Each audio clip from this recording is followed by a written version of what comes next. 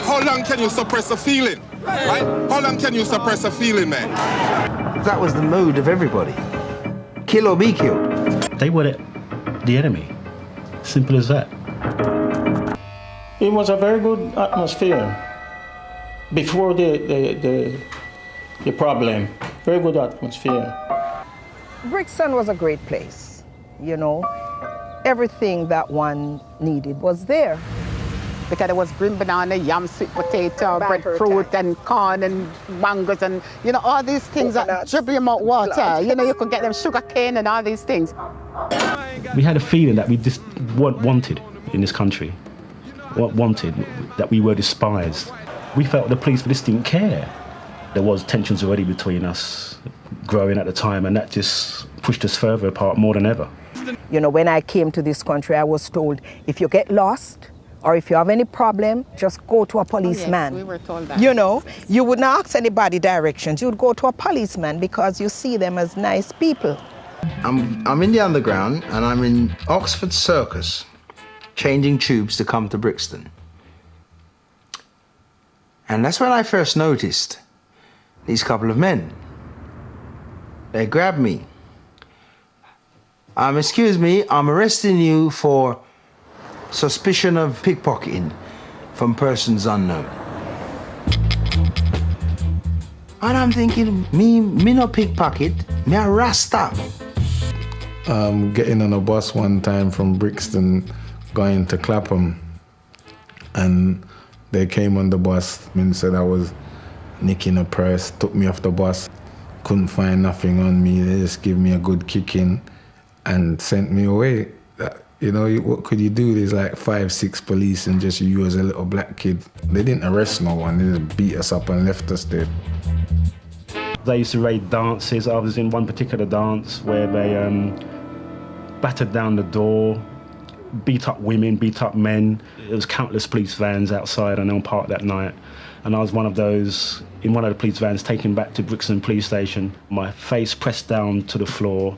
There was a boot upon my neck, upon my back, and then we were dragged out to the police cells. Sitting in that cell and hearing the screams of the older guys along the cell corridor, it was just frightening, frightening. So that's when I realised that these stories weren't extravagances. It was actually happening. Everyone gathered on the front line. They had pool places, they had gambling houses. It was just like a little activity place. It was the only place that you felt really comfortable, that the police wouldn't just always be able to grab you. From this cruel world, we could go there and just be with our kin. We thought it belonged to the West Indian community. It was a hub of activity down there. It was just always something going on in the front line, always. It was the place to be, the place to be seen, the place where DJs practiced their rhymes, the place where you scored weed. I made my livelihood from there. That was all that was in my head. Be on the front line and sell some dope, basically. It's like you see the cloud and you feel, well, oh, it's going to rain because the cloud is dark. In the days before? Yeah. In the days before, yes, yes. They used to wear these big black shoes, so they'd stand out a mile, even though they were in plain clothes. They always had that police shoes on. So if you wanted to know a policeman, just look at his feet and you'd see. They just stop any and every black person, young or old, but especially kids. Everywhere you look, there was a Bobby there, him and his friend, walking up and down and harassing you and asking you to what you got in your pockets and stuff like that. And if you didn't want to tell him, he got a bit aggressive. Even on Rowton Road, they was actually brave enough to come to the top end of the line and make a number of arrests there before, wow, they're gonna try arrest us anywhere now. Victimized for no other reason other than he is black. I was walking along Acre Lane, as usual, and I saw a policeman with a young black guy. And he was really giving it to him, boxing him, dragging him, and my heart began to pound, you know, and I thought, oh my God, he's going to kill that boy. And then someone was coming up to me and I looked, and it was a tall, handsome policeman. And he looked down at me and he says, what are you looking at? And I says, I'm looking at the way he's doing that boy.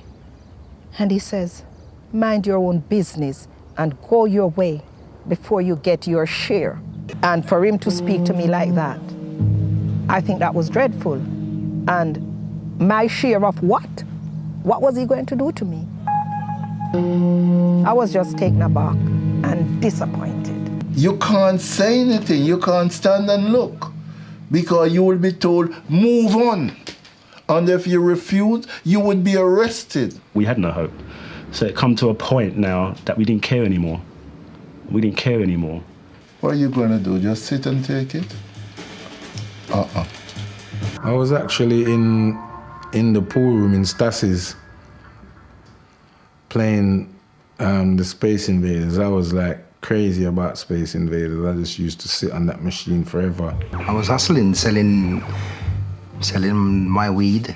I was thinking, as I usually did on a Friday evening, weekends here, where am I going to go on Saturday, maybe Sunday? What clothes am I going to wear? What girls' numbers can I get? Eventually, I know that one man stabbed another man. And when you realize that he got stabbed, he ran out of Stass's. I think he must have been weak because he fell over. Just as he fell over, there's a policeman that came down.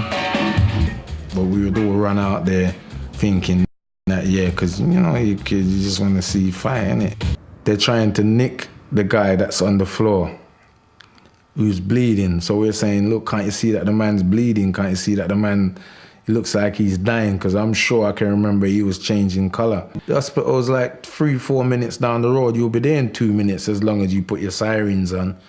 And they were saying, no, they can't do it, and they weren't going to take this guy in the back of their car. I joined the melee.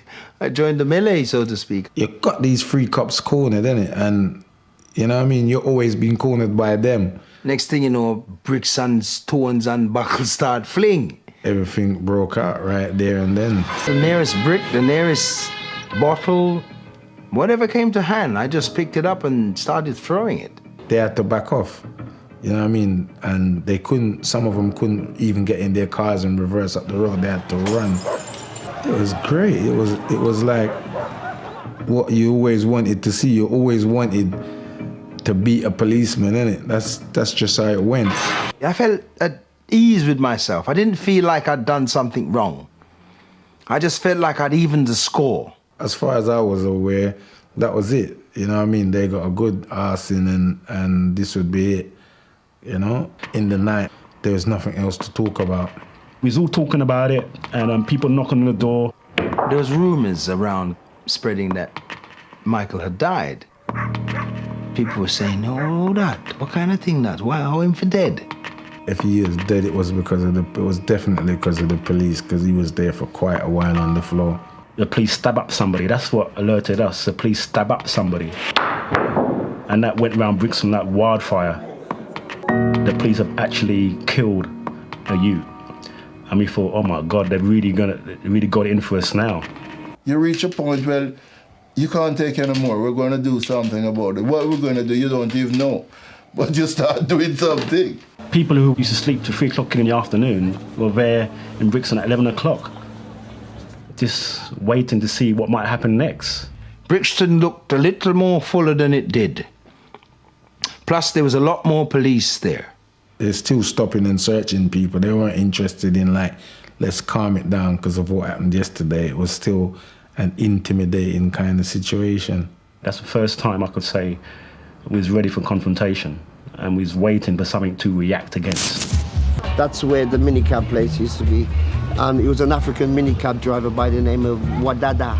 So anyway, they searched the car, they didn't find any drugs because obviously the man didn't have no drugs, he's just a minicab driver. I remember kids running through the market. One guy kind of ran and then 2 followed and 10 followed and so on. You're running because you're excited because things is happening and you're not involved. And then when I actually got onto Atlantic Road, I couldn't believe the numbers. Just a mass of people. I thought, yeah, this is all good. And he walked across and he stood on my foot. So I got up and I pushed him off. And he staggered back like a couple of steps and he came forward again. So I hit him. Next thing I knew, about 20 odd police officers in uniform officers came running across the street, and I said, so what, you're going to let them arrest me? Anything could happen after this, anything. And that's when we realised, when we heard the sirens approaching us, this is where you got to stand up and fight now, and this is going to be the moment.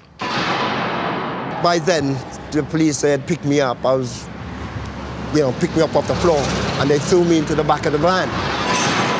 And that was rocked to the sides, and people were trying to squeeze in and kick it and smashing the windows.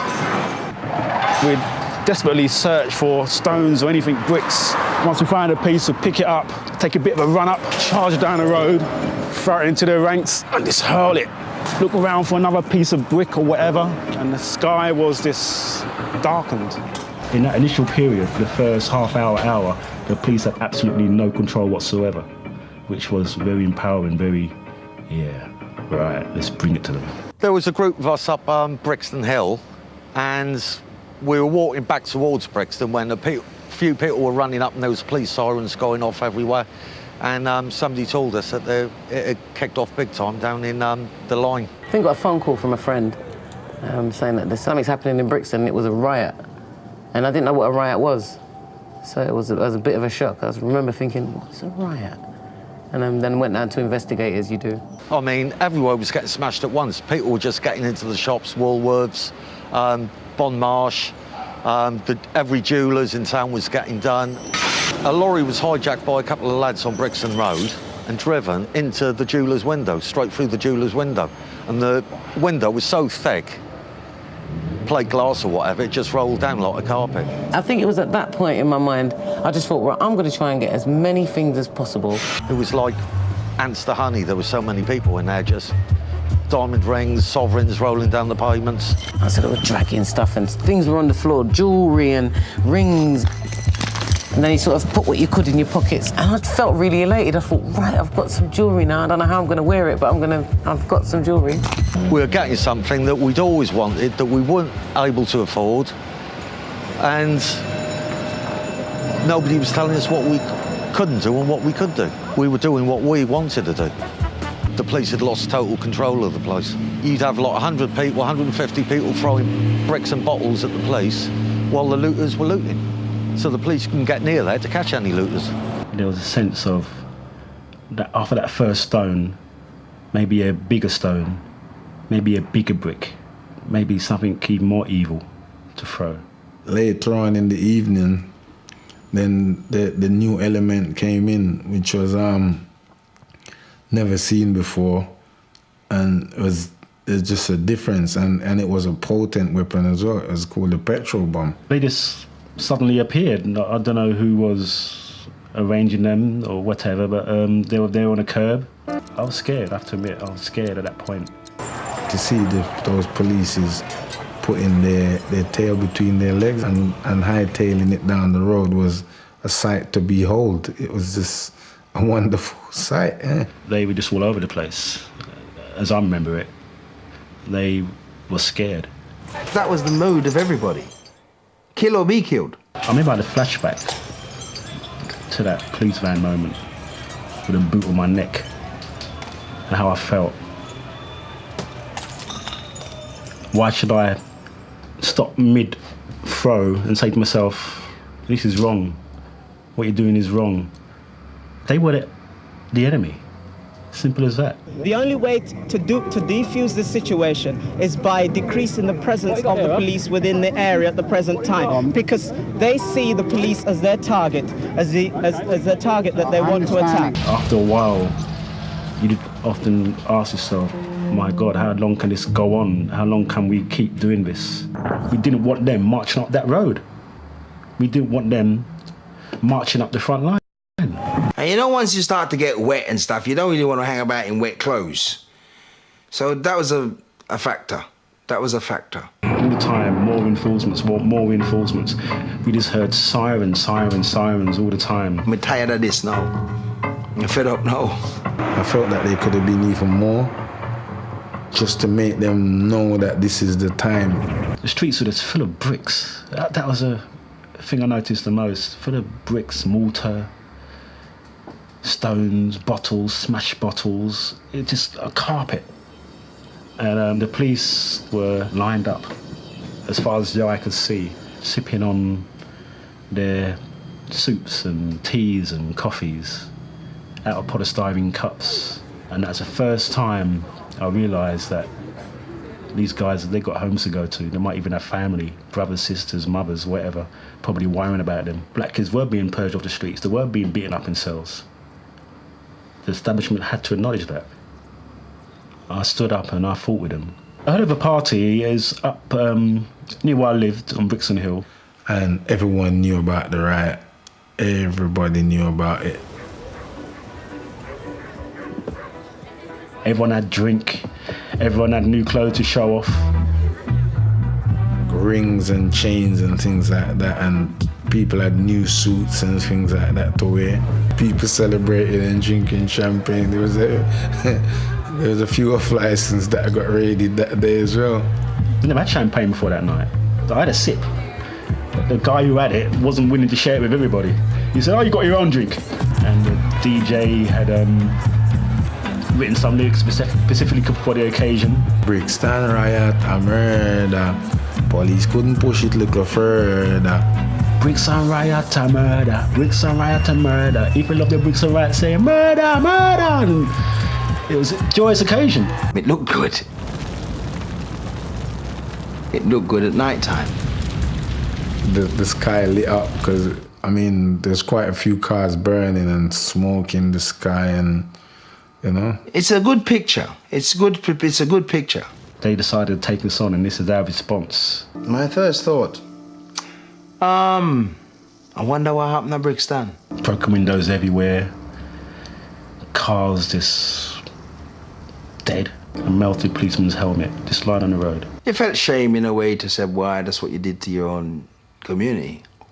You kind of feel shame after. It was terrible. It was like a ghost town because everything was flat, and the shops where you used to go in and do your shopping, there was nothing in there to see. Everything was gone. It was just devastation all over the place. So, you know, it was terrible, terrible. Society had now woken up to realize, hold on, there's something happening down in this little town called Brixton, and it's going to affect the whole country. Vengeance and war don't really justify anything. No. But is one thing I would say is that the riot spoke volumes for black people. Shocking to see that what we had done. But with that, there's pride as well, that we stood up. Is there anyone here who takes the view that what happened in the last 36 hours was a race issue? No. How long can you suppress a feeling? Right? How long can you suppress a feeling, man? How long? Do we look like organized people? I mean, you see everybody about it. Do we all look like organized people? Radicalist, racist. Yeah. We're not righteous. We look organized? Man. We're not righteous. Do we? Yeah, in Miami. No, do we look organized? Not to me, you don't know. That answer your question. Where do people... Nothing but nothing justifies what happened on Saturday night, and I cannot condemn it too strongly. It's all in the name, William White law. That was what the government was all about, white law. We despised him and what he represented. Thatcher and everyone despised them, hated them. The police should recognise that, in fact, it's not on to treat people in what seems to many blacks in Brixton as an oppressive and unjust manner, simply because... That riot was the beginning of the change, and people started to recognise that we had rights. The riot showed everybody that if you ignore a certain community for so long, you shit on them for so long, they're going to rise up.